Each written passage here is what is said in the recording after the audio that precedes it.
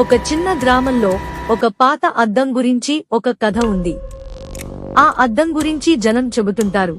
అర్ధరాత్రి తర్వాత దానిలో చూసిన వారికి వారి వెనకాల ఒక నీడ కనపడుతుంది. ఆ నీడను చూసిన వారు 7 రోజుల్లో కనబడకుండా పోతారు. ఒక రాత్రి రవి అనే కుర్రాడు ఆ కథ నిజమా కాదా అని తెలుసుకోవాలని అనుకున్నాడు. అర్ధరాత్రి సమయంలో తన గదిలో ఆ అద్దం ముందు నిలబడ్డాడు. అతని గుండె వేగంగా కొట్టుకుంటూ ఉండగా అద్దంలోకి చూస్తుండగా గది చల్లబడింది.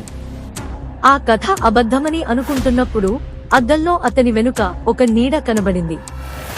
దానికి ముఖం లేదు, కేవలం ఒక మసకబారిన రూపం మాత్రమే కనిపించింది. భయంతో రవి వెనక్కి తిరిగి చూశాడు, కానీ ఎవరూ కనిపించలేదు. వెంటనే అద్దాన్ని కప్పేసి అది అతని భ్రమ మాత్రమే అని నమ్మించాడు. రోజులు గడుస్తున్న కొద్దీ రవి అనుసరించబడుతున్న అనుభూతిని మానుకోలేకపోయాడు. వింతలు జరగడం మొదలయ్యాయి. వస్తువులు స్వతంత్రంగా కదిలాయి. రాత్రి వేళల్లో కబుర్లు వినిపించాయి, మరియు అతని ఇంట్లో చల్లని ప్రాంతాలు కనిపించాయి. 7వ రోజు రవి తల్లిదండ్రులు అతని గదిని ఖాళీగా కనుగొన్నారు.